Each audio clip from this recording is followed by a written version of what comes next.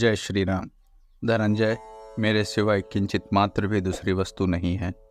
यह संपूर्ण जगत सूत्र में मणियों के सदृश मेरे में गुथा हुआ है तो परंतु जानेंगे कब?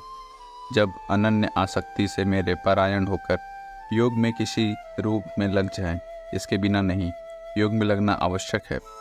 कौन्तेय, जल में मैं रस हूँ, चंद्रमा और सूर्य में मैं प्रकाश हूँ, संपूर्ण वेदों में ओंकार हूँ, स्वयं का आकार हूँ, आकाश में शब्द और पुरुषों में पुरुषत्व हूँ, तथा मैं पृथ्वी में पवित्र गंध और अग्नि में तेज हूँ, संपूर्ण जीवों में उनका जीवन हूँ और तपस्वियों में उनका तप हूँ। पार्थ, तू संपूर्ण भूतों का सनातन कारण अर्थात बीज मुझे ही जान। मैं बुद्धिमानों की बुद्धि और तेजस्वियों का तेज हूँ। इसी क्रम में योगेश्वर श्री कृष्ण कहते हैं, हे भरत श्रेष्ठ अर्जुन, मैं बलवानों की कामना और आसक्ति रहित बल हूँ। संसार में सब बलवान ही तो बनते हैं। कोई दंड बैठक लगाता है तो कोई परमाणु इकट्ठा करता है, किंतु नहीं। श्री कृष्ण कहते हैं, काम और राग से जो परे बल है वह मैं हूँ, वही वास्तविक बल है। सब भूतों में धर्म के अनुकूल कामना मैं हूँ। परम ब्रह्म परमात्मा एकमात्र धर्म है जो सबको धारण किए हुए है। जो शाश्वत आत्मा है वही धर्म है। जो उससे अविरोध रखने वाली कामना है मैं हूँ। आगे भी श्री कृष्ण ने कहा, अर्जुन, मेरी प्राप्ति के लिए इच्छा कर।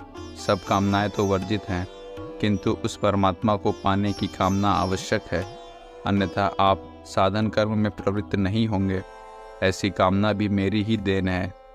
और भी जो सत्वगुण से उत्पन्न होने वाले भाव हैं, जो रजोगुण और तमोगुण से उत्पन्न होने वाले भाव हैं, उन सबको तू मुझ में ही उत्पन्न होने वाले हैं ऐसा जान।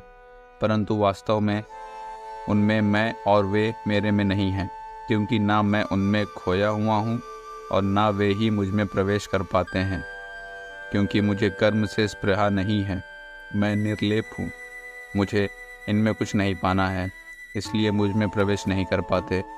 ऐसा होने पर भी जिस प्रकार आत्मा की उपस्थिति से ही शरीर को भूख प्यास लगती है, आत्मा को अन्न अथवा जल से कोई प्रयोजन नहीं है, उसी प्रकार प्रकृति परमात्मा की उपस्थिति में ही अपना कार्य कर पाती है। परमाणु उसके गुण और कार्यों से विलेप रहता है।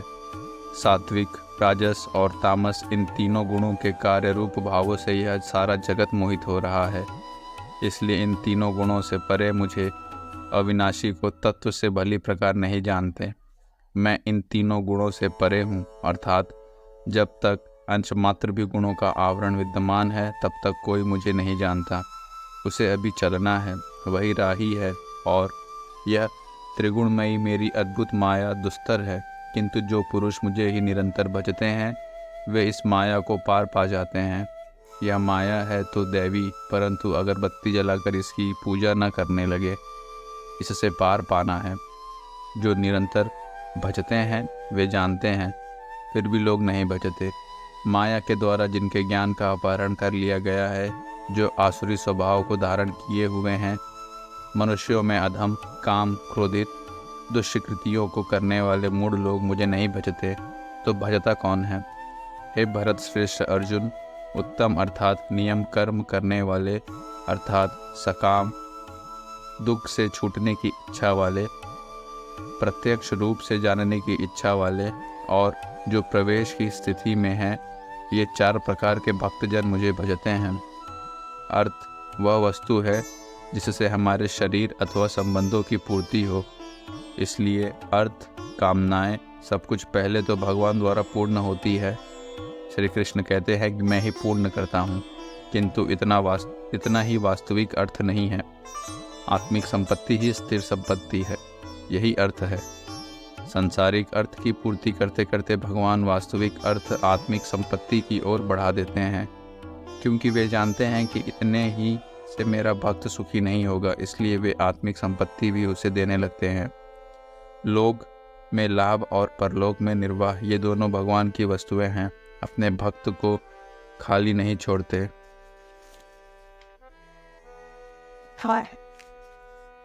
जो दुखी हो, समग्रता से जानने की इच्छा वाले जिज्ञासु मुझे भजते हैं। साधना की परिपक्व अवस्था में दिग्दर्शक की अवस्था वाले ज्ञानी भी मुझे भजते हैं। इस प्रकार चार प्रकार के भक्त मुझे भजते हैं। जिनमें ज्ञानी श्रेष्ठ है, अर्थात ज्ञानी भी भक्त ही है। इन सब में भी अर्जुन, उनमें भी नित्य मुझ में एक ही भाव में स्थित अनन्य भक्ति वाला ज्ञानी विशिष्ट है, क्योंकि साक्षात्कार के सहित जानने वाले ज्ञानी को मैं अत्यंत प्रिय हूँ और वह ज्ञानी भी मुझे अत्यंत प्रिय है। वह ज्ञानी मेरा ही स्वरूप है। यद्यपि ये चारों भक्त के उदार ही हैं। क्या आपको भक्ति करने से भगवान को कुछ मिलता है? क्या भगवान में कोई कमी है जिसे आपने पूरा करा दिया? नहीं, वस्तुतः वही उदार है जो अपनी आत्मा को अधोगति में न पहुँचाए, जो उसके उद्धार के लिए अग्रसर है।